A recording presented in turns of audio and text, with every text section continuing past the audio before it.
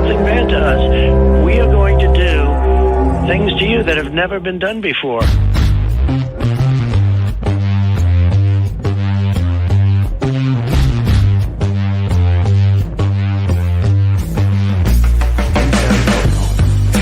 What the f- is that, dude?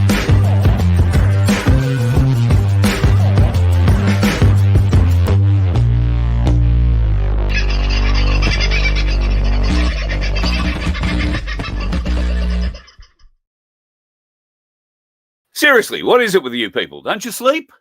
Really? I mean, what are you doing awake at this time of the morning? I thought I'm the only idiot that gets out of bed at Sparrowfart.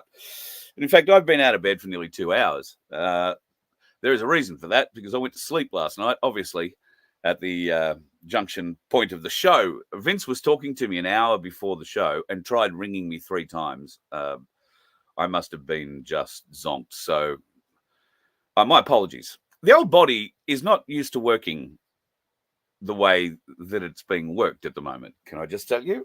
It's a good thing. I'm losing a bit of weight, and I am really enjoying it. But, oh, God, come 6 o'clock at night, it is a bit of a struggle at the moment. So I apologize, folks, for being a bit all over the place with my show times. That's the entire reason behind it. I'm just wearing myself out during the day doing other bits and pieces. And by the time I get in here, I try not to have anything to eat before I do the show for a couple of reasons. But because I'm using a bit of energy, I'm actually quite hungry late afternoons. I'm finding that if I eat late afternoons before the show, I tend to fall asleep. So I won't be doing that anymore. My apologies. I'm sorry. Hello to Serena, who I met yesterday before I went to sleep. She was being shown around the property yesterday. Looks like she's coming out to join us. So Sienna, not Serena. I think it was Sienna. And looks like she's coming out to join us. So woohoo! There's still a couple of spots out here if you're interested. And we would love to have like-minded people out here. It is a beautiful part of the world. You'll never go short of firewood, I can tell you. I'll take you out today with me on the roundabout. Just having a bit of a look at the weather outside. We are expecting a bit of rain today, so I'm not sure what the day hold. I know that I'll be driving trucks, dumping dirt and cutting down. Well, I won't be cutting down trees. I'll be cutting wood up. So there you go. Exciting part of the day for you to come and visit with me. I know, but here's how it is. Aussie Sue, God love you. You are an earliest of the birds, and lovely to have you in. Scotty was first in the house. Macca followed him up. And Sandy, why aren't you out feeding donkeys, woman? Isn't it donkey feeding time? I suppose they just eat the grass, don't they? Anyway, lovely to have you and Baz up. I'm sure you haven't left him in bed. How are the QSI investments working out for me, old Sodded? I get the feeling you're trying to be a smart-ass, Sodded, are you? One, I've never invested anything in QSI, so I don't know what you think I'm into, but you're wrong. Secondly, as far as I'm aware, the QSI investments that you speak of are doing quite well, in that they are doing exactly what they are meant to do, and that isn't growing in value at the moment because there is nothing that's been put into them yet. If you're trying to be facetious and a smart ass, then you've missed it. You've just exposed your lack of understanding of how the QSI system works. Now, I'm not part of QSI. I've never been part of QSI, but I like and talk to a lot of people in QSI. And some people very close to me are very deeply into QSI, and good luck to them. And they've done the research. I haven't. And I guarantee you probably haven't. Oh, sod it. Now, research or training, whatever you want to call it. Some might call it brainwashing. I don't know that that's the case. I certainly know somebody who has been through it, is still going through it, has been going through it for some months and loves it, doesn't find it a brainwashing exercise in any way, shape or form. As far as I'm aware, the QFS hasn't happened yet. The quantum financial reset has not happened yet. We are, from all intents and purposes, I believe, on the cusp of it. And once that does happen, then, smart ass Osodit, if you would like to have a go at QSI, then by all means, if the liquidity does not flood into those investments, as you've put them, the liquidity that has been taught through QSI that will flow into these investments at the time of the quantum financial reset. Now, if that doesn't happen, then yes, I will have a lot of questions for people. And yes, there will be a lot of disappointed folks who have ploughed a lot of money into it. And yes, there might be avenues for investigation into illegalities if that happens. But right now, it hasn't happened. Right now, I have no reason to believe or disbelieve that it won't happen. I'm waiting and watching. And while somebody from QSI did, I'll just try and bring this up. Well, somebody from QSI, I think it was QSI Russia, nominally donated 100, I don't know, whatever's they were, to me to play with, to see how the system worked, kind of thing. So, and if you had been following, I don't know that I can show that. There you go. Now that is my Lobster wallet. Okay, and it's asking me for a security check. Now I know my password for this, but this doesn't accept it. One of the reasons that I have always been skeptical, not of QSI, but of any of this kind of digital bullshit technology, is the simple fact is I didn't change my password on this Lobster wallet. I haven't changed it, but it's changed, and I can't access the Lobster wallet. So last time I was able to access it,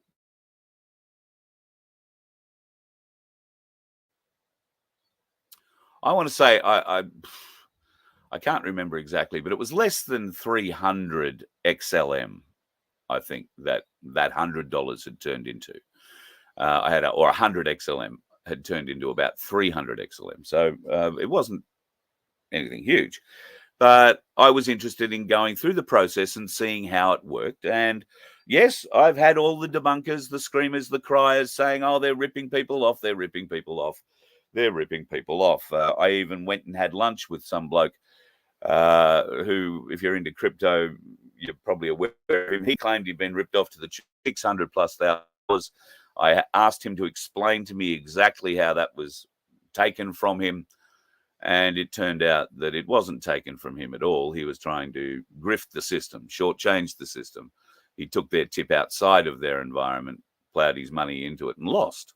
Well, that's not them ripping him off. That's him trying to rip them off and not understanding the system. I will make the offer again. Bring me a victim. One victim. Not someone who thinks they're a victim, but someone who is a provable victim, had something stolen from them, had something fraudulent done to them that enticed money from them into the pockets of the crook. Then I'm interested. But until such time as there is a victim, and I can't see that there will be on any mass scale until the quantum financial reset happens and the liquidity due to flood into those assets that are being presented through QSI doesn't happen, well, then yes, I'll have a lot of questions of Jane and Nick and others. But right now, I have no reason to suspect it won't happen. So good luck to most on it. You can be a smart ass about it all you like, but the fact of the matter is, if you use a little bit of common sense and lateral thinking, there's no need to be scared. There's no need to waste your money. There's no need to lose your money. All you need to do is be a little bit patient, wait and watch. And if you want to risk it, if you want to try it, what's the harm? If you've got the money and you want to convert them into XLM, then go and do it. See what happens. Or XRP. They're saying XRP at the moment is about ready to be bought back. If you're holding XRP, my understanding is XRP will be like the behind-the-scenes international trading currency. So we, the people, will not use that on a daily basis. That will be used to transfer money overseas and do international banking transfers, all that sort of thing, will be done in XRP. And XLM will be the usable token. Does that make sense? If it makes sense to you, bloody great, because I can tell you it doesn't make a great deal of sense to me. Pissing down in your part of the world, is it, Sandy? Well, no wonder you're not out feeding the donkeys then, because where's the fun in going out in the pouring rain feeding the donkeys? Of course, you'd be getting some nice grass there at the moment, so you probably don't need to go out and feed them too hard. Sandy, of course, is still on the hunt for a horse float, folks, although less horse, more donkey. And if you would like to help our GoFundMe, Sandy's GoFundMe is available, and I didn't bring the link up again. I've got to get it permanently put up in here, Sandy. If you can find your link, can you post it in the chat for me? I would love that. All right, what else is going on today? Agate Master, nice to see you in. And Sandra, I don't think I'd say. Oh, Sandra, you beat me. You've been up since 3. No, I would have to have a very, very nasty accident in my pants to be out of bed at 3 o'clock in the morning, I think. But, well, who knows? I suppose you go to bed early enough. And yesterday I seemed to go to sleep about 5 o'clock, and I don't think I barely remember getting up and going to bed. So, yeah, it was a late night. No fun, no fun, no fun. Still waiting for rain in Howard, Jody. Oh, well, give it time. It's for those folks who don't know where Howard is. Howard is up near Hervey Bay. Beautiful, beautiful part of the world. And I'm assuming that's the Howard that you're at, Jody. Beautiful part of the world. Say hello to Torben Lee and the BP for me. I've spent many, many, many hours in and around the Torben Lee BP while I was doing COVID transfers for the marine industry back during the COVID drama days. So, yeah, thank you for noticing I've had a haircut. In fact, Sienna noticed first thing yesterday when she bailed out of the car to say hello. She, oh, you've had a haircut since last night. Well, yeah, that's one of the things I did get achieved yesterday. I bailed out yesterday morning, went and got a haircut in town, did a few other interesting little bits and pieces. Met a man, had a very interesting conversation about electronics and the way of the future. And how much of that can I tell you? We had a very long conversation about drones and making drones and the use for these drones, the distance these drones might be able to fly, or in fact, might be able to fly themselves using an autopilot that's been pre-programmed. Very interesting conversation with a man who used to design missiles and defense systems. He certainly knows his shit. So going to be very interesting to see what develops out of that in coming days, weeks, and months. Amanda, the snake pit. I'm just a sucker for punishment. I got up and watched, I don't know how many I've watched, probably 4 or 5 different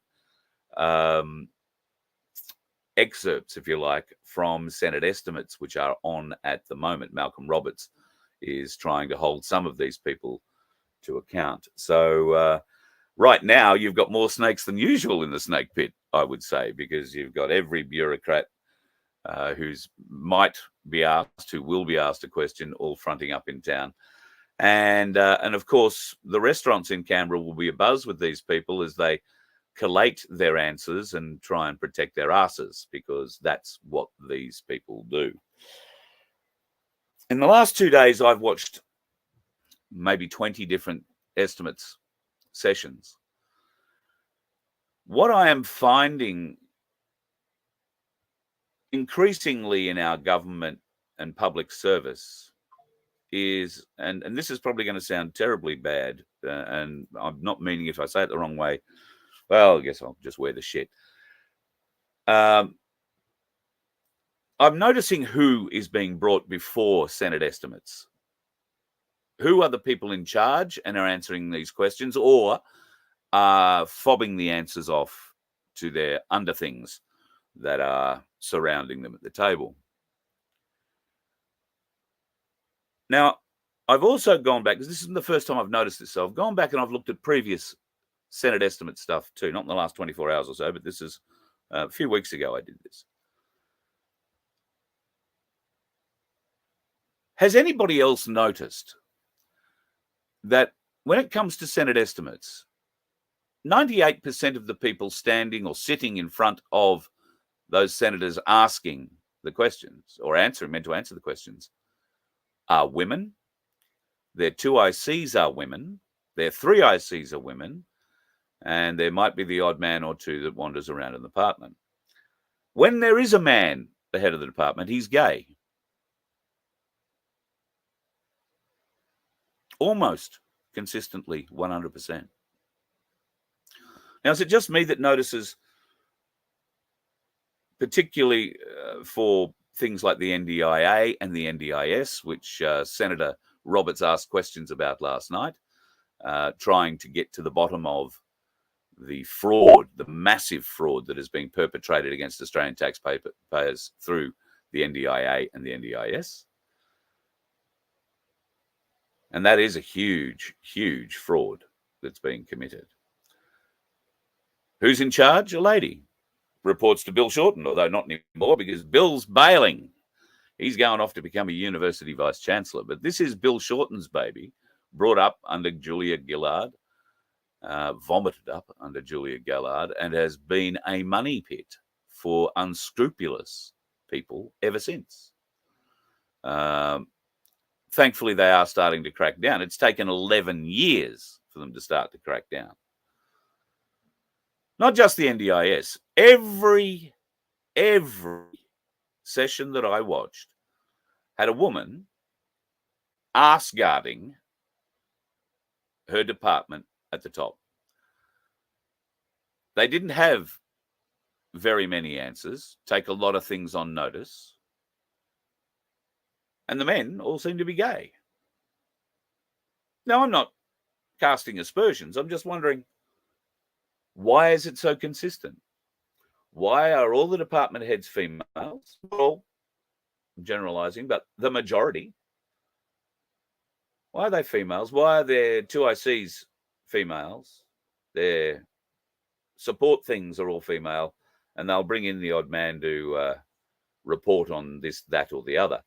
What I find is that someone like the ombudsman, who was telecommunications ombudsman, I think it was, that was in front of Senate estimates yesterday, surrounded by other women, she couldn't answer a question. When she did, it was all government speak, bureaucratic speak, bullshit, but was surrounded by other females who also couldn't answer the questions, would take a lot on notice. This seems to be a way that they hide either their embarrassment of not knowing the answer to the question, or they don't want to tell the answer and they want to go away and have a think about it, put it down in words that can be maybe seen or read and interpreted in a couple of different ways so that they're not being nailed down. In fact, one of the most interesting questions that I saw Senator Robert ask in estimates was, have you seen or used or been educated by a handbook that's apparently going around the bureaucracies and the departments about how to avoid answering senators' questions in estimates by still answering them, but not saying anything? Now, of course, most of the people who were sitting in those estimates were too smart to admit that they'd read that book or been trained on that book. However, all used exactly all of the details outlined in the book to obfuscate and bullshit and not say anything. So keep an eye out. They are playing some interesting games at the moment in Canberra, and estimates is well, I find estimates a nice place to try and make people squirm. It used to be. It's not so much anymore because these bureaucrats know they're protected. They know that Senator Roberts and others, Canavan and others, can ask very difficult questions and that they'll be able to get out of it. They'll be able to bleat their way out of it. And in spite of what Senator Roberts said when we spoke last week, that there are repercussions if you treat the Senate like that, nobody seems to ever wear those repercussions, ever. So I do hope that, for what it's worth, in the in that place that that Senator Roberts and others can start getting a few answers, because the people aren't likely to get them in any way, shape, or form. Yeah, Jody, that's my problem too. I'll take that on notice. And look, I understand you can't know everything, but I get the feeling when a pointed question is asked and the bureaucrat in question does know the answer, they just don't want to tell it. They'll take it on notice and are allowed to. They can claim, oh, I don't have good knowledge of that, need to go away and have a think about it or research it. They'll go away and then they'll write that reply and send it through, which obviously Senator Roberts was chasing up on last night. So he was chasing up on some of their previous we'll get back to you answers, and more particularly questions. So, yeah. Black Sheep's up and around this morning. I want to, I meant to do this the other night, and I would have done it last night had I been awake. But Black Sheep's auntie passed away the other day, and they laid her to rest, I think, the day before yesterday. Now, Black Sheep's auntie was a moderately famous lady in Tasmania, and her name was Mary, and they did an ABC, oh, I beg your pardon, it wasn't an ABC documentary at all. It was a documentary on Tasmania's first immigrant centre that was built there. And Mary, Black Sheep's auntie here, I'm just trying to bring up the video so I can throw the link in. Right. There we go. Mary meets Mohammed. So she was Tasmania, and quite a lovely lady from all accounts. And she went into the detention centres and had this meeting with Mohammed. So quite an award-winning documentary, worthwhile having a bit of a look. And condolences to Black Sheep and the family on your loss. I hope you're all pulling through and taking it quite well. Jody, you'll take it on notice. Yeah, narcissistic women. Right. Why are narcissistic women in charge of everything? Or militantly gay men? And I do mean militantly gay. Why is it we've got women or homosexuals in charge of everything? Why is it the place is falling to shit? Is there a correlation between the two?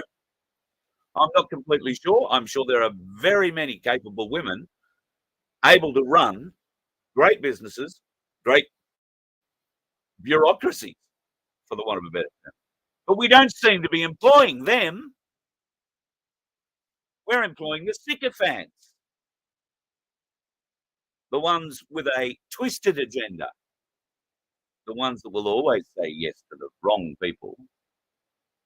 And we're working very hard to employ as many of the militant gay fraternity as we can. I don't know why, to balance up the books. I don't care whether you're gay. I care that you try and shove it down my throat, so to speak. I care that you feel you should be a little bit more special than anybody else, because you walk with a prance and speak with a lisp. Now, good luck to you if you want to walk with a prance and speak with a lisp. I couldn't care less. I can do it too. It's a fabulous thing. But it's just not me. But I know it's just so good for everybody else. There are those people who just embrace it and love it and just, effervescing, fizzing all over. Not me. I don't find that funny or enjoyable.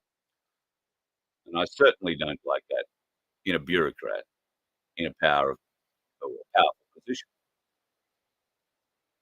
I don't like militant women in powerful position because they seem to take it out on men. And I've been on the brunt of that once or twice.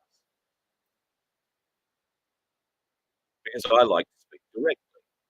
I don't like to speak around circles and flowery bits. I tend to be pretty direct. And most men, you'll find, can handle being spoken to directly. I'm not talking about being rude, I'm speaking directly. No fuzzy words, right? Just words that mean things. Get the message across, get the action done. That doesn't happen. Women communicate very differently, very differently. Could this be part of the reason while we have bureaucracies falling down around our ears, while we have criminals rorting the system beyond all belief, because we have a bunch of women and gays running the joint who are more active in supporting their own position? Oh, you can't have a go at women running things, and you certainly can't have a go at gays running things. Well, I am, and I will. Prove me wrong. It's an observation. That's all. An observation. And sadly, many will say, you're just woman bashing. Well, I'm not. I'm observing the incompetence sitting at Senate estimates, answering questions. And I've been observing it for some years. Do yourself a favor. Go and have a look at the questioning of the CASA representatives, right?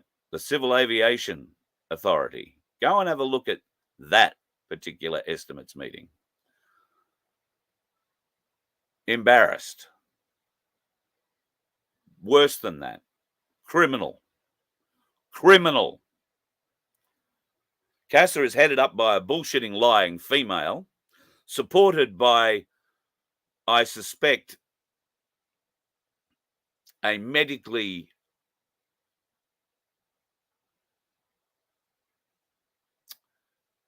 coerced doctor.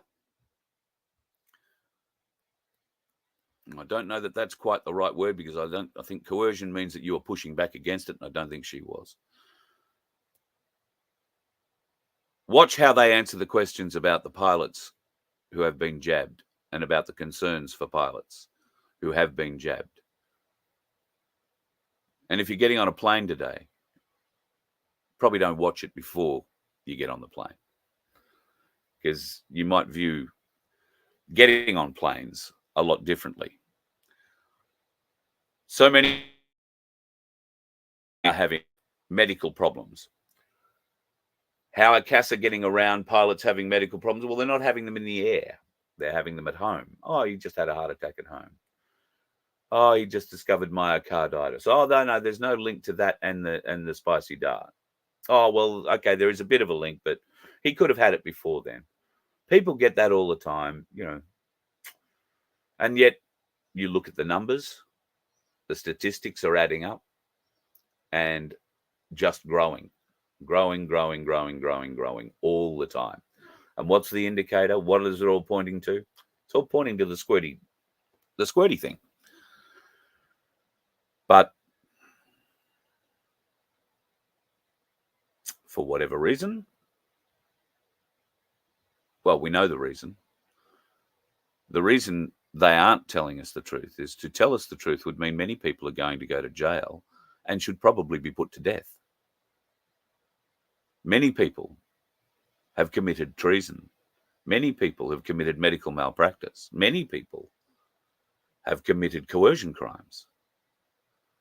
So there's a lot of arse guarding going on, and it has to stop. The only thing I'm encouraged about seeing so many incompetent women in the bureaucracy and gays is that they're not very good at hiding shit. We find it. And when we find it all, we will hang them out for it.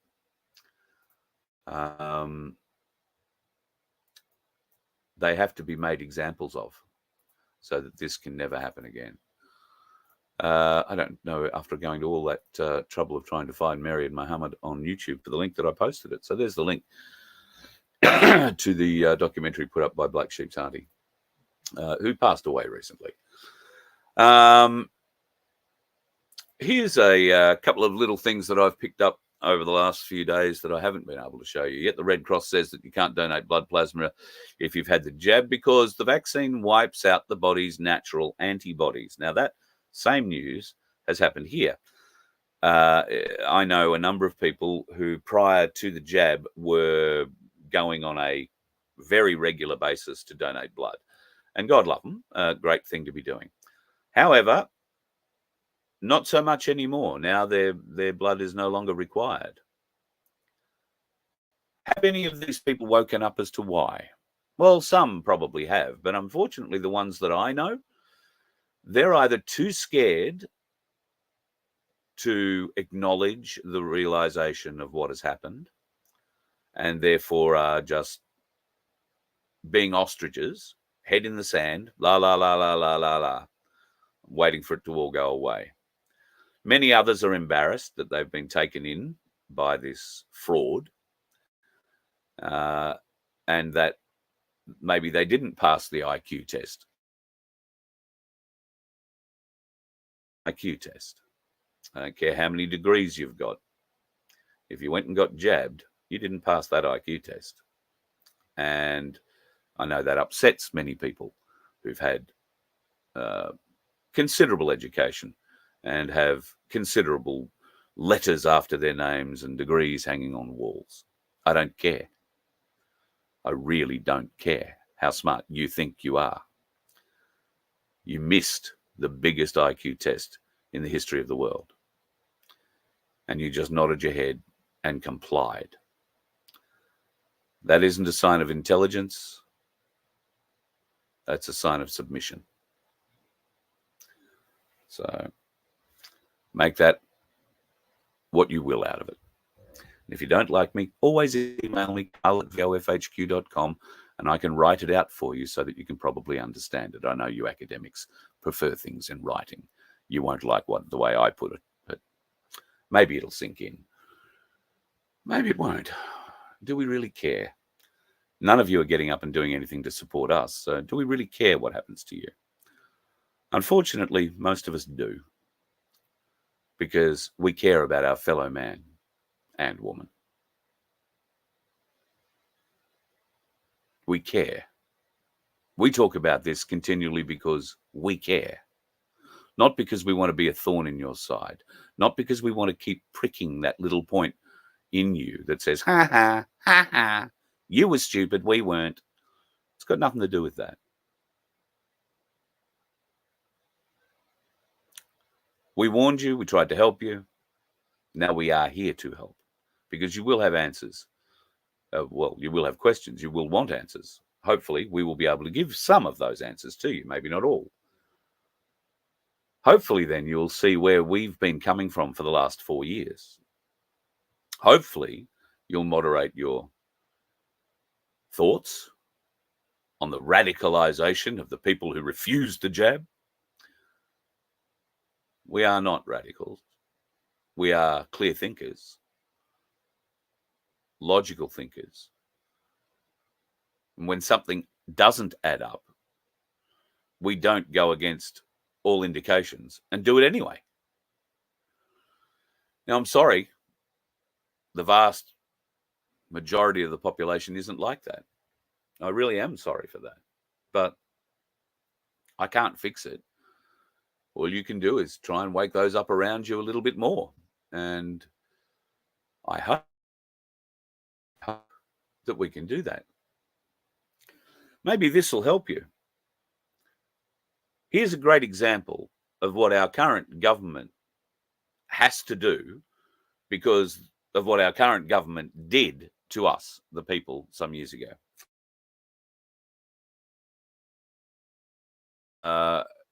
Seen an influx of international police arriving on their doors. Now, these are people who've decided they want to come to Australia. Oh, I can be a policeman in Australia. Goodness gracious me, that would be great. But. They come, they do the training, and then they get sent out on a job. Now, I'm going to focus particularly on Indians, but the same could probably be said for just about any other form of immigrant. But I particularly like Indians. When I was at school, I had two Indian teachers, Mr. and Mrs. Samuels, lovely people. Mrs. Samuels was always in a sari. Mr. Samuels always in a suit.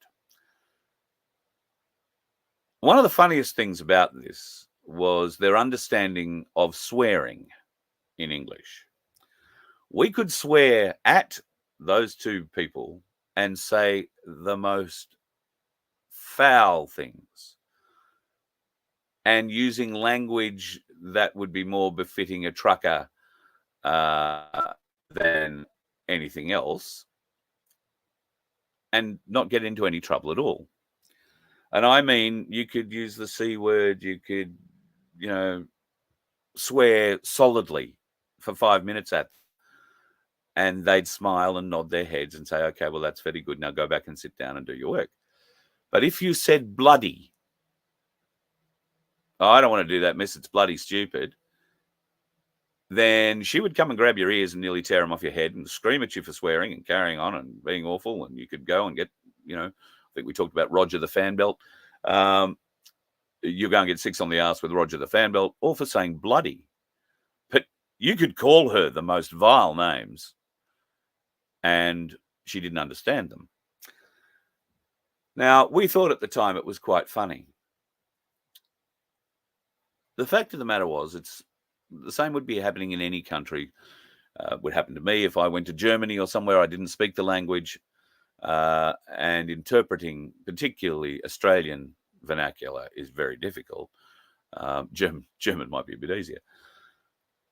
Well, we're now employing Indian police by the sound of it.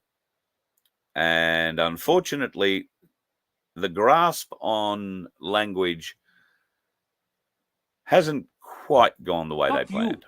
Good lad. Yeah, go for it. Fuck it. Yeah. Good lad. Now it's your duty to tell us your name and where you from. It's my duty. Yeah. Yeah? I'm not a police officer. Right, well, you can't serve it on him if this person won't identify themselves. We won't serve it on him. We'll come back another time and try and serve it. That's fine. They're not going to know their conditions or what they must serve. Let's go. That's quite rude, sir. Right? Hey, fuck you. Okay? Sorry? Show me the finger. You Sorry? show me the finger. Fuck you. Good lad. Yeah, go for it. Fuck it. Yeah. Good lad. Good lad. You're on camera there, you're on camera there, and you're on camera there. Good lad, that's professional. You've been really good. Lad. Very professional. That's the quality of copper the Australian police forces are now putting in uniform. Oh, God.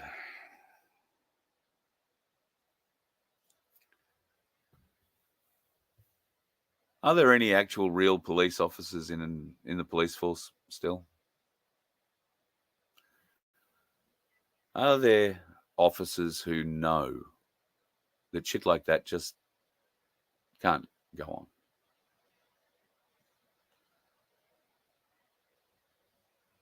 This is beyond pathetic. And I understand the police forces have to recruit because you can't get an Australian to join you after what you did. You corrupt, corporate-run motherfuckers. Now, I have no doubt there are good ones amongst you somewhere, but the good ones amongst you are not standing up. The good ones amongst you are not arresting the senior officers giving those unlawful orders. You could, you could stand up and do that. You could represent the friggin' people instead of guarding your own ass. These days, joining the police force isn't like what it used to be 20 or 30 years ago. 20 or 30 years ago, it used to be an honourable career choice. And you did go into the community to, for the want of a better term, protect and serve. Not anymore. Police do not protect and serve anymore. Police harass.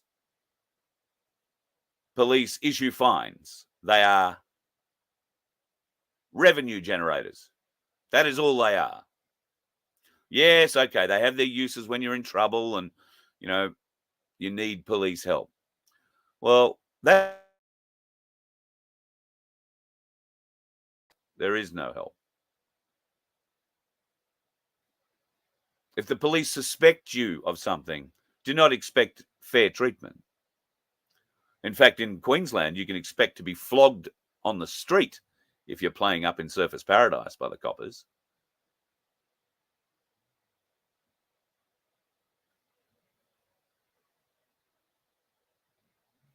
Why would anybody want to be a policeman today?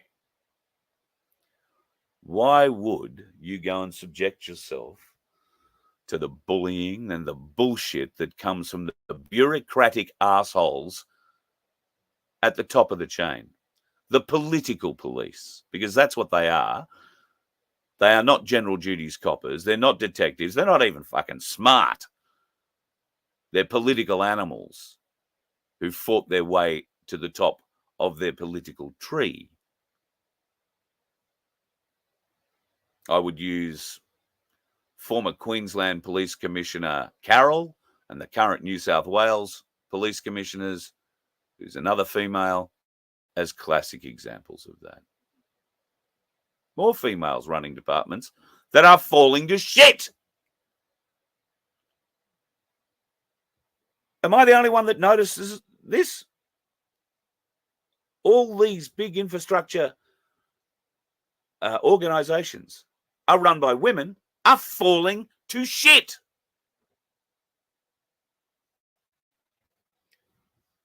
Now, I don't know why that is. Maybe it's not their fault. Maybe it's, the fault of the gay blokes who are behind them, second string, pushing behind. You know where I was going with that joke. It's bloody ridiculous. I'm sure these women can do the right thing. I want to know why they choose not to. I want to know why they seem to think that it is okay to have these lines of division. I want to see, out of estimates, these women stop obfuscating their answers. I want them to take charge of the portfolios they've been given and know the answers to the questions they've been asked. I'm not saying the blokes would be any better. We would expect the same from men. But what we have at the moment seems to be a cohort of female management backed up by gay supporters, or if the blokes are lucky enough to get a go in management, they'll be the gay blokes in management, lisping their way through the problems, making sure everybody feels okay while getting themselves ready for Mardi Gras. Am I the only one noticing this? Does that make me a bad person? Maybe it does. I'm sorry if that's the case. I'm not slagging off at the women. I'm not slagging off at the gays. I'm just wondering how much longer we have to suffer their incompetence before it changes.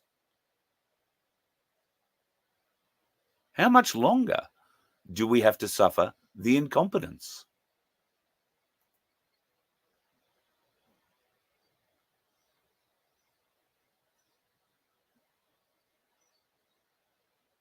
I don't understand. And I see many of you don't either. So I'm a bit heartened by that. Thank you. Because I thought long and hard about talking about this, because I don't want to come off as a woman basher, or somebody who thinks that the women aren't capable of rising to the top of business. That's bullshit. I believe that is bullshit. Of course, women can rise to the top of business. Of course, they can be great business people. They can be great managers, everything. Just not the ones in the public fucking service. All of them seem to be on a different fucking planet. All right? I wonder how many of them are lesbians, given that we've got so many gays backing them up. I'm not trying to be funny or facetious with that question. I wonder how many of them are. because you couldn't get through all of this trans crap without that sort of help, could you? There's a lot more in there than I probably would have thought. Frightening that we've let it go that way, don't you think? I certainly believe it to be frightening. All right, I know it's getting on towards 7 o'clock. So I didn't want to do a very long one today, or right now. I sort of wanted to make up for last night a bit. So that's why I've done this morning. I will be back on this evening and hopefully have a bit more to talk about on a few other of these efforts that Senator Roberts is making in estimates today. Hopefully we'll see some good news coming from there.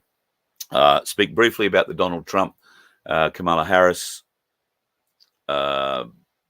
debate, if you want to call it that, yesterday. I'm not completely sure that I would call it a debate as such. I don't think that Trump performed extremely well. I think he was angry that the moderators were very biased. They gave Harris a huge leg up. But in watching Harris perform, I had to say I was surprised at how coherent she was and how fast she was able to answer so many questions that I didn't think she would be over in too many ways at all. Well, it turns out she was wearing a really nice set of earphones. See that? That's an audio earring, a clip-on pearl earring that doubles as a set of headphones. So every opportunity to be getting her answers whispered in her ear, quite literally. Joe Biden during 2020, you might remember, wore a contact lens that had the answers to questions come up on the inside of it. Supposedly, I don't know how his brain at that time would have been able to focus on it, but anyway, that's the story from way back when. We spoke about the cops, but here's Victorian police. You stupid bastards. That's all I have to say. Underpaid, are you? Were you underpaid when you started firing on the Victorian people with rubber bullets? Were you underpaid when you started spraying them with pepper spray?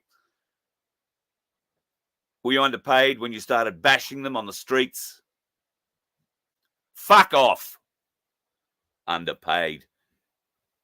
Fuck off. Lucky you don't get bashed on the streets every time you go out. The Victorian police have marked themselves as the most filthy organisation in this country. The most filthy and corrupted police organisation in this country. They may not be the most corrupted and filthy in this country, but they're the ones that have exposed themselves. Victorian police pay rise. You should be on your knees begging for forgiveness. You should be arresting your upper leadership for the decisions they made, the danger they put you in, and the danger they've put us in. Victorian police pay rise. Fuck off. You are a pathetic bunch of bastards who are too stupid to see truth and too weak to do anything about it when you do see the truth. But you'll come and hassle the people. You'll come and hound them. Fuck off with your pay rise. Get on your knees and beg for forgiveness. En masse. That's when the Victorian police force might be able to start making inroads back into their community and gain some respect. Because right now, the Victorian police force is not seen as a police force by Victorians, by the bulk of them. They are seen as a paramilitary outfit that works for a government that is dubiously installed. So if you know a young Victorian copper, give them 2 bits of advice from me. Get the fuck out now. Be a human being Or if you aren't going to be a human being, then try and be a man or a woman when you get in there and arrest the bastards at the top who started this, who enforced this madness and made you enforce it. It's your respect that has dropped. It is you that the people on the street look at in fear and division these days, not with respect and admiration. Never a truer word, and I used to hate this word, but pigs is what Victorian police are and have proved themselves to be. They will lie in the shit and love it, and they will bring you into it as fast as they can. Gutless pigs who want a pay rise, and they'll get it. They'll get it. Because the stupid people of Victoria are unable to get rid of corrupt governments. I'm not saying the stupid people of Victoria, I'm not saying all people in Victoria are stupid, but there are so many stupid people welded on voters. And I think a bit of corruption through the unions. We might see a change next time round now the CFMEU's had its nuts kicked through its nostrils, but I don't think that's going to last very long either. Victorian police, you are a disgrace. You are the leading disgrace of the nation, but not by far. New South Wales, Queensland, South Australian and Western Australian police all run very close to you. You're leading by example. They all aspire to be like you. How proud you must be. You sick fucks. So, yeah, good luck getting your pay rise, bastards. You will get it. That's just the sad part. I've got a couple of other things there, but I might leave that for tonight's show, folks, and I'll let you go off and get into your day. I'm sorry, I didn't mean to get a bit vehement about the Victorian police, but I feel quite strongly about the fact that, I mean, they must have balls the size of mountains to be asking for a friggin' pay rise after what they have done to the Australian people. Unfortunately, they're not asking the Australian or the Victorian people for the pay rise. They're asking the corrupt government for it, and they'll probably get it. Because the corrupt government cannot go on being corrupt if they don't keep their enforcement arm happy.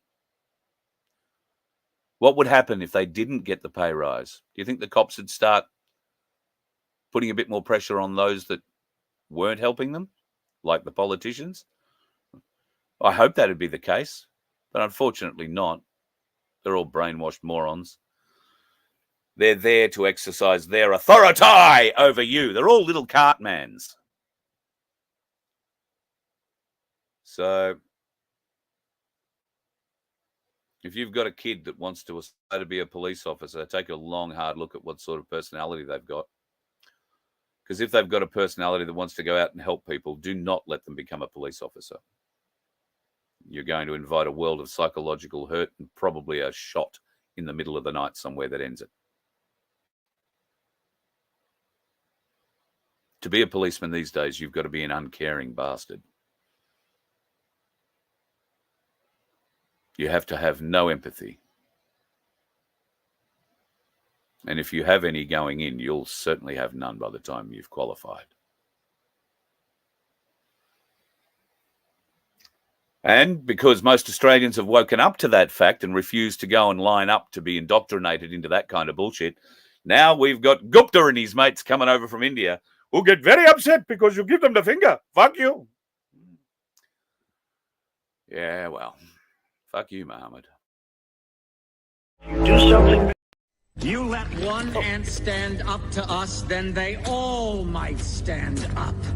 Those puny little ants outnumber us 100 to 1. And if they ever figure that out, there goes our way of life. It's not about food.